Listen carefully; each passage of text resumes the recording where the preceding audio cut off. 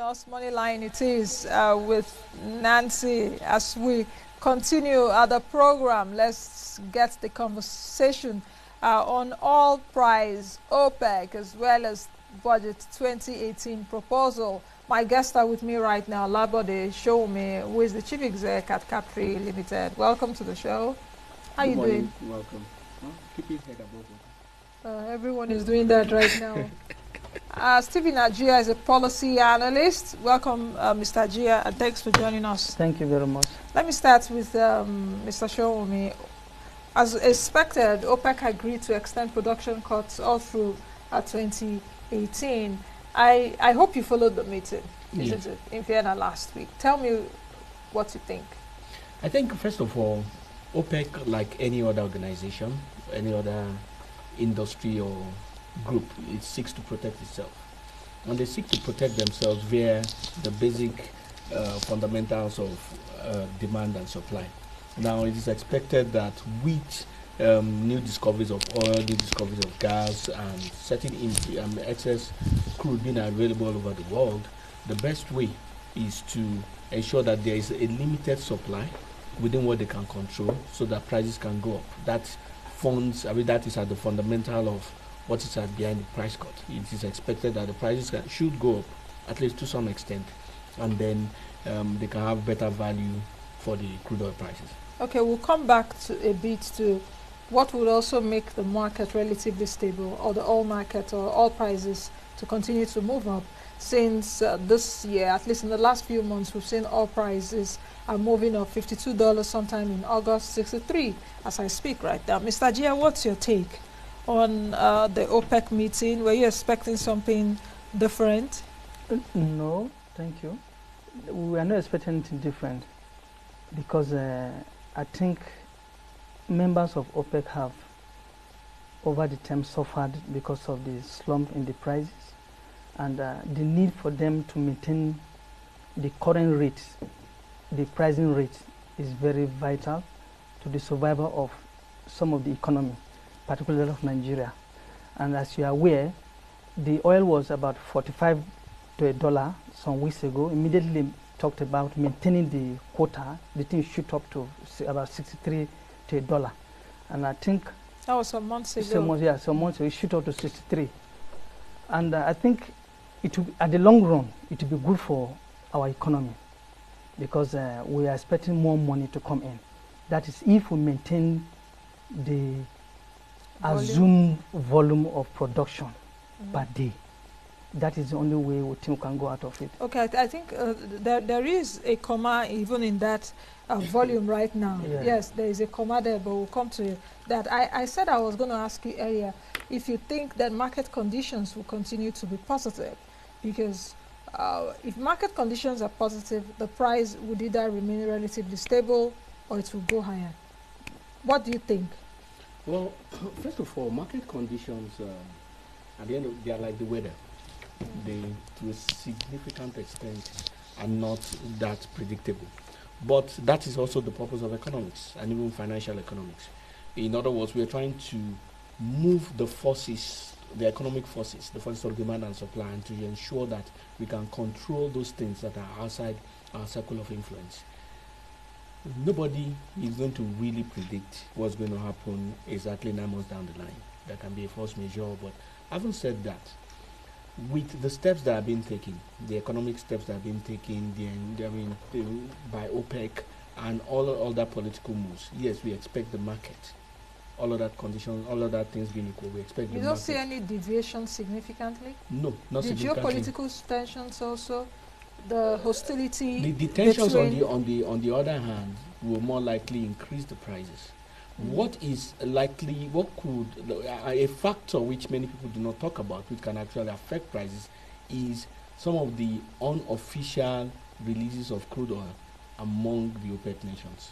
Because aside from the official crude oil figures that are being released, there are certain amount of crude oil that leaves that are not official.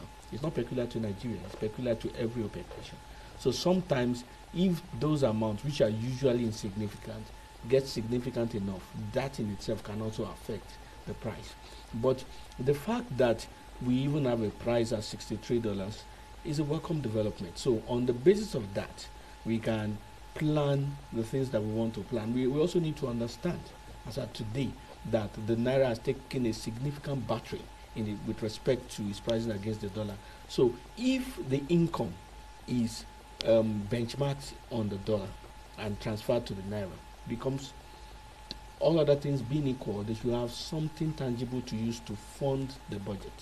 But then again, it's also dependent on all the other factors like rate of production and the other factors within the global economy. I think I don't see any reason why the prices of crude oil will go down by now, because the tension that is taking place in this nation, in this area of where production is much, let's say Middle East, I think the only thing we can pray for is that the oil will continue to, the prices will continue to rise so that we can get more money. I can't see any significant change there. However, the leakages that are being experienced in the crude oil production in this country is where the problem is coming from. As you are aware, we are supposed to be on like 1.8 million barrels per day, the production level, and the budget is pegged at 2.3. Now, there will be a problem if we are relying on that alone, the volume of production, because we might not be able to meet that. But I was doing my calculations, and if the budget is 8.6 trillion naira, that is if you calculate it, you will see that we are supposed to get like, if at the rate of 1.8 million, we are supposed to get like 9 point something trillion from the crude oil alone. Sales. That is crude oil alone. And you are talking at what price did you market? At what price? At what price did you market? Are you talking of what price did you use to do your calculation? $45 in the budget? That's $45, not even 63. At 45, we are meant to have more money. If we are doing it at 1.8, we are supposed to have like 9 trillion. Now, there's something that is wrong in this whole system. Because if you are getting 9 trillion from oil alone, you are not talking of natural gas, money that is going to come from there. You've not talked of the one that's coming from federal inland revenue, and you've not talked of the one that's coming from customs. Now, even agriculture. Yes, where is the problem? Now, as you are aware, that last year they had to go and borrow money again. The budget, from their calculation, we are supposed to have excess money. Where is the other one? As you may know that, what I believe that this budget is calculated with a lot of shocks inside.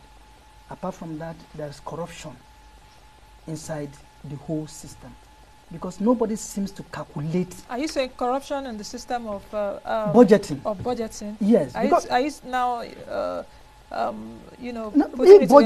if budget is the estimated revenue for the whole country, and by my calculation, from 1.8 million barrels a day, at the rate of you can do it at the rate of $45, you are getting about 9 trillion. So what exchange rate did you use? 305? No, 308. Is it 308? I think it's 308. No, it's 305 that's in the budget. It's 305 that is in the budget. So significantly, we are still hovering around the 9 trillion. Naira. Yeah, 9 trillion naira. At that rate. So where is the other one? Who is calculating those one? Except the Nigerian definition of a budget is different from the one we know. That is where the problem is coming from now. And it is heartbreaking. I think yes. I think he underscores some fundamental points, which I was actually going to, which is had to do with the planning and the budgeting itself. I understand that there was one of the Western nations, or one of the groups within the Western nations, that was interested at a point in time in subsidizing the budget. In other words, contributing to the budget. But the challenge that they had was that the budgeting process was not transparent, which underscores this. Because if the thing has not hit the airways in terms of basic discussions of this, it means that a lot of our economists, whether social media economists or real economists, have really not done basic computation of the things that are there. Are you saying for him to raise this yes, issue. and nobody seems to have I've seen it in all the, I mean, in analysis, all the analysis. So it underscores the thing, and it now underscores the fact why that there should be a significant searchlight into the planning process and the budgeting process, because it is the planning process that actually determines our economic diplomacy. Because if we don't have an agenda in terms of how we want to engage other nations economically, all we will be talking about when we are discussing with nations is selling them oil and getting visas. Because I remember in 2011, we went for a conference in one of the OPEC nations. It was just an oil and gas conference in the Middle East. And there was going to be a round, they called for a bid of rounds for oil blocks during that week that we were there. And one of the people who was there, a gentleman from the UK, was asking that why we Nigerians were not interested in getting oil blocks there. And it now occurred to me, so I went to the embassy the next day and I asked them what the issues were. And basically what they said was that even the country had asked in the past that they have a 40-year OPEC relationship with Nigeria, and basically they get whatever they want from Nigeria, but there has never been interest within Nigeria in their own space. And the reason that's for Nigeria to give, they give to us, we don't give to them. Is that? We give to them. We give to them. We don't they don't take give. They don't take. Nigerians don't ask. Yes, Nigerians don't ask. Is Nigerians it don't that ask. we are not asking, or they are not even willing to give us? No, in this case, they are not asking. Oh. Because and I now traced it down, and what he said was that they were ready to support anybody who were ready to bid for an oil block as far as going to see the president, but they needed a recommendation from the Foreign Affairs Ministry so that they will be doing something which they're civil servants and all that. So when I came back, I had some discussions with people in Foreign Affairs and all that, and the whole thing summed up to one thing: there wasn't an economic agenda that was spelled out to the populace. In other words, we talk about exportation, which is good, and everybody's planning their own exportation, these things without that. But in terms of a holistic national policy that hinges on our planning, that hinges on our economic fundamentals, it may be there. Let me not say it isn't there, but that it is not being communicated to the man on the street. So we don't get a place where the tire touches the road, where what all these fundamentals are not being spelled out. And that is why the planning and the budgeting seems to be very esoteric. It seems to be only about oil. It seems to only be about these things, where there are a number of other factors that needs to be looked into. So in the interest of the development and even progress, there needs to be more searchlight into the planning of the budget processes. There has been no budget that has been executed from start to finish since the history of democracy. Yes. Why is that? I mean, those are fundamental. So what's the questions. job of the National Assembly in that? Because like what Mr. AJIYA, the issue you raised is very fundamental. And I'm glad at least that you raised it on the program, because we've been talking a lot about the budgeting process and the nitty-gritty that should go into the budgeting process. The role of the National Assembly at this point, what should it be? Because the President has proposed the budget. The role of the National Assembly, we're expecting them that they will look at it details. I should think that they are experts too in the National Assembly in different areas, be it economics and all of that. Even if they don't have, they can seek the help of those that know. True. So what is the role of the National Assembly? I think at the end of the day, the power of appropriation, that is the real budget, lies in the hands of the National Assembly, to the extent that what the President has submitted to the National Assembly is a proposal, it's an estimate. It is the National Assembly that is supposed to look into it in details by engaging every agency of government, every arm of government who has spending powers. Now, it is what they come up with there. They now sum it in total to come up with the budget. I want to believe, if they get the game right, that those things will have been separated and those issues brought up. But they have not even started the process yet. Isn't that a lag? We'll come back to that later. Let's get to one question we are trying to ask here. When you submit a budget, it is supposed to be the total money that this country is expecting and what they are supposed to expend. Now, if you look at where this budget was presented, they did not mention where all these resources are meant to come from. except oil. Nobody talked like we're going to get money from so place, we're going to get this money from so place. Now, where did this money, where does it normally go to? Nobody asked this question. Let me tell you something. Did you hear what this man said? The man from former pension board, Mena. Abdurrashid Mena. How, at a period of how many years they were able to get about 1.something trillion from pension fraud alone. Now, instead of the ICPC or EFCC to do more work on other ministries and MDAs, they are not doing it. What they are looking for is to capture Mena. That is not what should be their problem. If something is wrong like this, why can't they go into defense ministry? I just look at the budget of... You think they shouldn't be interested in capturing Mena? Because that's even another issue that will be a you topic for another day. You don't need to bring, you don't need to capture, you don't need to disband that presidential committee. You don't need to. You needed to remove Mena and let them continue doing their work. I'm telling you, this budget, the budget in this country, or what they do there, I think there's, after defense, other ministries, MDAs, then they have one for corruption. Now, corruption only is about about trillion naira. Inside, built inside. Where some people on a more serious note. I can substantiate. I can bring it. Calculate. Let's go we calculate every bit of every minute where they are spending. You begin to see where I'm coming from. You know what, gentlemen? I'm trying to analyze what you're saying and try to sieve out some of the things he's saying, which does make sense. And let me get the sense from what you're saying. I'll put it to our viewers, is that perhaps in the budgeting process, for example, if the federal government wants to construct a road, you know, let me just say, for example, 1 kilometer road, that will cost 100 million naturally, you know, economically or monetarily. You will see that the budget has been padded to do that road. If you speak, I've spoken to experts in the past few years. Like in our budget, that road can just cost like 100 million naira, but you see like 350 million naira. Yes. The remaining 250 million, where is it going to? It's budget for corruption. That is the corruption. The pockets of people. Yes. So we need to have a more accountable budget and a more transparent budget. I think perhaps... I think it's not the budgeting, in the case that you've mentioned, it's not the budgeting. Contract inflation. It's not the budgeting per se, it's corporate governance. In other words, what are the checks and balances that are in place for them to come up with a road that is costing 350 million?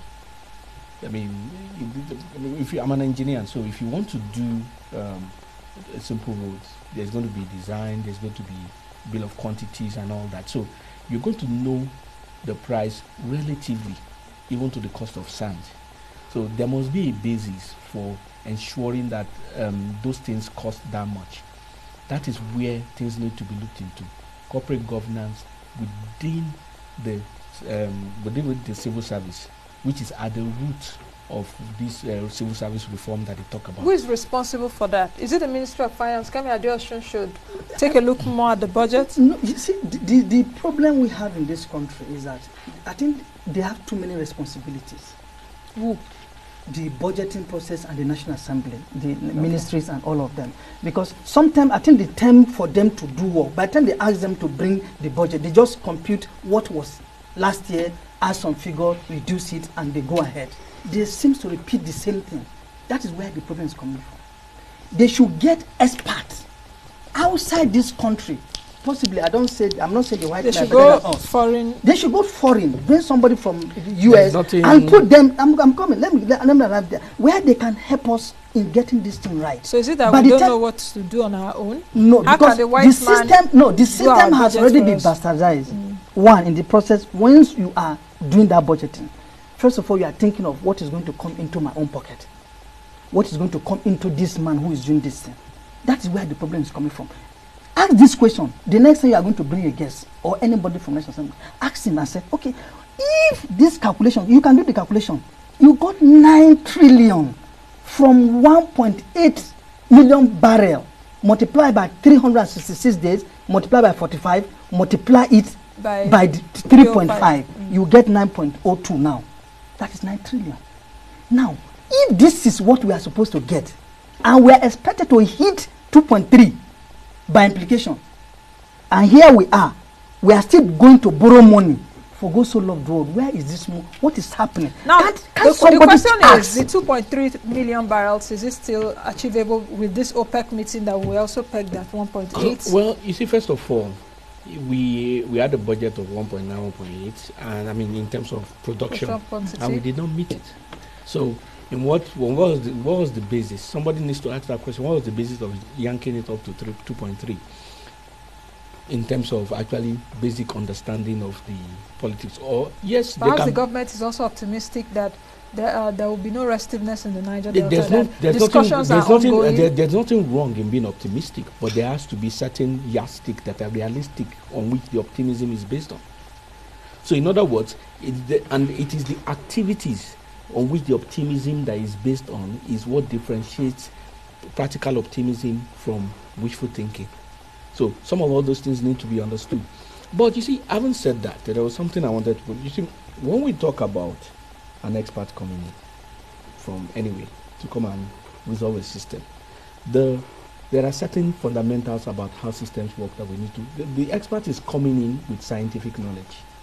He's not coming in with anything. In other words, if he's an accountant, he's coming in with accounting knowledge, book balancing, and all the rest. It is not true that we don't have people who are qualified, whether PhD or whatever, and who are good in the sciences of their trade. But it takes more than the organic structure of a system for the system to work. It takes the culture of the system itself for it to work. Even in the corporate world, it is said that culture defeats strategy. Okay. I'll give you an example. If you bring in a Nobel laureate in economics to an organization, I mean, he's done all the theories, he's won the prize, and he comes to the organization in Nigeria, and they greet him, and he doesn't greet anybody, and he says that's the way he is. He's always very focused, and that's how he's been able to get his Nobel Prize. He doesn't greet anybody and all that, and he violates what is culturally sensitive to them. Do you know that the people will ensure that he doesn't succeed? Okay. Not because he's not good, but because of his activities does not support the corporate culture. Yes. Now, having said that, it is a combination of two things. It is a combination of the science activities and the culture that makes a system to succeed. We have both of that, but it is not very often that you have somebody who has both the knowledge of the science and the knowledge of the culture to succeed. More often than not, political appointees have the cultural knowledge of how the system should work, but they don't have the scientific knowledge. When they bring people from the private sector, they have the scientific knowledge, but they don't have the cultural knowledge. So it takes somebody with both to succeed. You are not getting. You are still. You see, this is when somebody wants to give excuse for our lack of development. They bring these factors inside. You are here in this country. Our football was going nowhere. They brought a technical advisor from outside. Western have started this. We started going to World Cup. The same thing is happening now in NFF. If something is not working, can't you try another one? In Britain, I'm coming. In Britain, the CBN governor, or whatever their treasury governor, is not a British man. The Bank of England. The Bank of England is from France. Are you telling me that there are no people in Britain that can do that? They had to get the best. No, it's from Canada, actually. It's from Canada. Yeah, it's from Canada. Now, if we have a problem, me and you, we are sitting here telling us that the problem of the budgeting system in this country is fundamentally wrong. Can't we first bring somebody just to correct the fundamentals first? He doesn't need to be everything. Correct the fundamentals and go. Let me tell you, let me add to you. Land problem in Abuja here. We used to have problem with land procurement and stuff like that. What did they do? They brought in AJIYA. Those people who are managing AJIYA, they are not from Nigeria. They are from, I think they are from Germany. And you can see that the AJIYA system in this country is working well. That is the same thing we are saying. Bring an expert that can handle that. He doesn't need to be the head of budgeting. He doesn't need to be the minister of this. I think that's where the problem. This is actually leading to another show of his own. Yes, that's a problem. Can I say something on this? Yeah. I have worked in 3 nations. I've worked in the US, I've worked in the UK, and I've been to, I think, 28 countries. So I think I have an idea of how things work outside. I'm also a scientist. I'm a science person. Yeah. When people come, they don't come with magic. If you bring a white man, you understand, and you say he's an expert, he has a PhD in financial economics from Columbia University. Yes, but I'm giving you instances that has worked. You have not given me any instances that have worked. Wait. I'm telling you now that Aegis. Why don't you allow me to talk? Aegis has worked in FCDA. But why don't you allow me to talk? NFF is working now. working. It's working now. It's working. But why don't The you allow me budget to system, talk? me and you agree that the budget system is not working. So why are we having excuses? People are not. But why don't you allow me to talk? Okay, just yeah. You see, Western Health came. Western Health didn't do magic. Western Health had the support that local coaches did not have. You see, perhaps the respect also. You see, there are certain. I'm coming. That's what I'm you're coming. talking about culture. Yes, you need. There are You certain see a white things- person, you yes, tend to there are respect certain the things person. we need If to- Nancy is doing the same It job, is you not don't respect because- me. it Or is if I not say the because- same thing, the white person it is is- saying it you is don't not- respect I didn't me. say he should be the minister of finance. But let me land. Are you You're saying that he should be within the budgeting process. Give out this system. Consultees. Nothing works without consultants. Give But out the can I land, system sir? of Okay. budgeting Can you to allow consultants. Mr. Showunmi to make his point? Yes. What I'm saying is that when you bring, even amongst the white people, the categories that I'm giving are the best of the best. Anywhere you are, the people from Harvard, from Columbia, the Ivy League, from Cambridge, from Oxford, they're still the best within those economies. And among those people, those that end up getting the prizes within the Nobel Prizes and all that, are the best among them. If you bring somebody who has a Nobel Prize in economics, Like Joseph Stiglitz. exactly, and you bring him to come and work on the budget process, he is going to come up with a process. He is not going to put people there. He's not going to be the one to do it. He's going to come up with a process. What I'm trying to help you to understand is that process alone does not make a system to work. It is not process alone that makes a system to work. It is process and the culture that makes a system to work. And this has been proven. But to the point that you raised the point about Western Health, you raised the point about Aegis, you raised the point about the current NFF team. Now, the point about Aegis, I really don't know who they were and what the system were. But I can assure you of one thing. What the people did was come up with a system. It was not magic. You understand? And the system that they came up with, anybody else can replicate it. That's why it's called science. Yes. I'm coming. Hold on, please.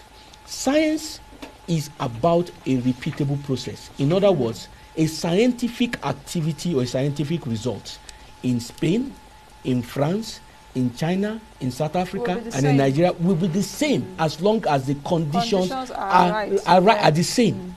In other words, what those people did, even though they were Europeans, any other person would do it if he had the knowledge. Okay. Now, hold on. The knowledge is not there. Oh, that's what not I'm saying. that's not true. See where you are getting. Oh, that's not true. That the knowledge is not there. Hold on, gentlemen. Can I come in at this point? Because I also need us. I have the 2018 proposal that's read out by the president. And let me bring out this, that the federal government, President Buhari, said total federally collectible revenue is estimated at 11.98 trillion. That's the federal collectible revenue, the total 11.98 trillion. The federal government estimated total revenue is 6.607 trillion naira, and all revenue is projected to be at 2.442 trillion naira. So you're saying from your own analysis that that figure is wrong from all revenue? What did you get there? 2 point what? 2.442 trillion. That's 244 trillion. That's 2.44 trillion. 2.4 trillion naira. That's 244 trillion. No. 2.4 trillion naira, not 244 trillion. Now, yes, the figure. I'm telling. What I'm saying is, if you look at 1.8. I understand what you're saying. 1.8, and you multiply it, you discover that it's giving you 9 point something trillion. So that's where the problem is coming from. Okay, I just want us to end this interview. So why not? Let's look at it properly. If this is giving me this figure, if it is going to be at 2 point something, do not say that we are expected to have a production of 1.8 trillion. Okay. That's where the problem is coming from. As we end I don't have a problem with it. As we end the show, what are your final thoughts? Because we've got to go now. What are your final thoughts? Look, my final thoughts are that Nigeria should please, the budgeting system, we should have consultants that can help the National Assembly and also help the Minister of Budget so that they can manage this system properly. Okay. Well, I know that I'm National aware Assembly that have consultants. even Federal the government national has some, planning, yes, has consultants. the EU is working with National Planning Planning, Commission, yes. and they've been doing that for a long while. They have planned.